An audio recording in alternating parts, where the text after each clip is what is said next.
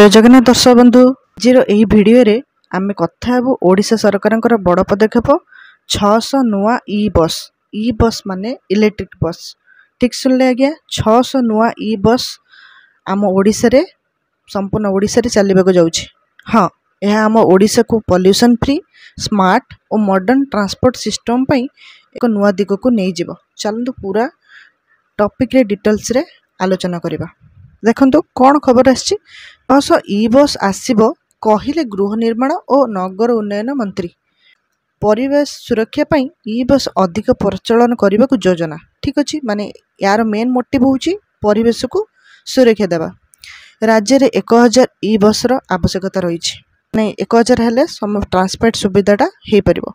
आगो को राज्य सरकार 200 टी ई बस आनिबे बोली कहिले मंत्री। माने आगो किछि दिन भितरे 200 टी ई बस आसी जिवो। ठीक अच्छे, प्रधानमंत्री मध्य ओडिशा को 400 टी ई बस प्रदान करेंगे। ठीक, मोट है केतोटी 600 टी। 200 टी आमर राज्य सरकार करिवो, निजे केंद्र सरकार आमको 400 टी बस प्रदान करेंगे। ई बस जनसाधारण सेवारे लागिवो। ठीक अच्छे, एबे 25 टी ई बस आसुची जहाँ संबलपुर को दिया जाव। संबलपुर जिला को जाउछि पर अन्य जिला को मध्य ई बस प्रदान करे जिवो। तो ई तो थिला पूरा खबरटी मु कहि नउची कौन सब चेंजेस हम यही सब जिनस आपण भावुवे पास 600 तो बस आसला कौन हो गला। सेमती नहीं आज्ञा, 600 बस आसियारे बहुत सारे जिनस आमको प्रॉफिट मिलिबो माने ओडिशावासी को। चलतु से विषय ध्यान देवा। प्रथमे नुआ 600 ई बस आसोडिशा ये ठीक जना पड़गला आपन को। सरकारी परिकल्पना रे ग्रीन ट्रांसपोर्ट सिस्टम। निजे भावतु पेट्रोल डीजेल जितेबाला जले आमर केते परिवेश प्रदूषण हो आज्ञा।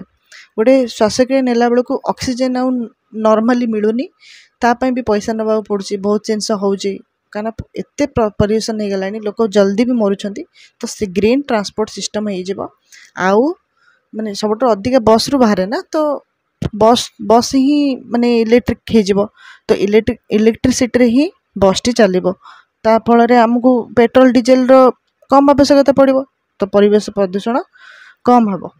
ठीक अच्छे, परिवेश मित्र बा इको फ्रेंडली जहाँ कहे ई बस गुड़िकर धुआं बाहर ना, पॉल्यूशन कमिबो। ठीक है,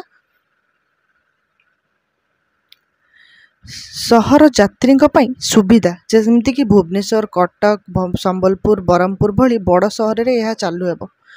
आज्ञा किछि एरिया अच्छी जो थे माने किछि ट्रांसपोर्ट सिस्टम ही नहीं। जितेबाला 600 बस आमर चलो भावतु जनसाधारण को केते सुविधा मिलिबो।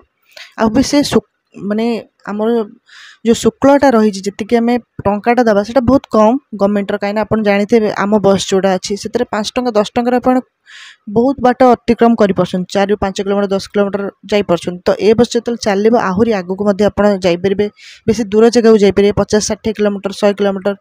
तो धीरे धीरे एभली व्यवस्था हेबो जोटी ट्रांसपोर्ट व्यवस्था माने रहुनी से जगह पे। तो मुझे बहुत बेस्ट सॉल्यूशन एटा। तापरे स्मार्ट सिटी पई पदक्षेप जोटा भी स्मार्ट सिटी हवा को जाउची हमर तापई पदक्षेप नहीं जाउची। ई बस प्रणाली शहर को स्मार्ट क्लीन और मॉडर्न करिवारे सहाय्य करिवो। ठीक अछि, स्मार्ट रहइबो, क्लीन रहइबो, मॉडर्न करिवो। माने जोटी भाबंतु आपन को पॉल्यूशन नेते नथिबो शहर रे केते भल लागिवो। बुटर मेन इंपोर्टेंट पॉइंट एबे आसिला ईंधन खर्च कमिवो। आम जो फ्यूचर जेनरेशन पई पेट्रोल डीजेल संचय करिबा कि हमर जहाँ भी माने खणी खाद्यान्य रखा कथा फ्यूचर जेनरेशन से तो रहुनी। छाड़ू ईंधन खर्च एमती बचिले आम हेले फ्यूचर जेनरेशन किसी रखिपर। पेट्रोल डीजेल अलग कम लगे कि इंडस्ट्री रे यूज करें। पेट्रोल डीजेल बदल में इलेक्ट्रिसिटी रे चलुथिबारु बहुत खर्च कमिबो। खर्च मध्य कम हो आज्ञा, जी आम पेट्रोल आउ डीजेल खर्च अच्छी ताठू कम आसीबो।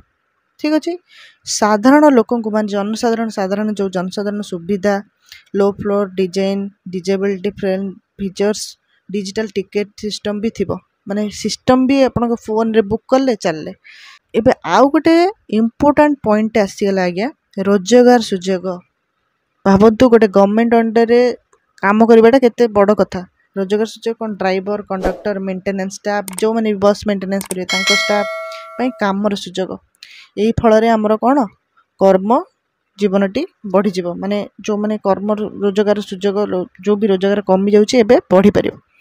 प्रथम पर्याय रे भुवनेश्वर आरंभ ପରେ पूरा ओडिशार अन्य सहर बा अन्य जिल्ला रे एक्सपांड हेबो। ठीक अछि। जातीय स्तर रे ओडिशार leadership Odisha green public transport पई एक मॉडल स्टेट हेबो। अन्य स्टेट रे देखिबे आम ओडिशा को। ठीक अछि।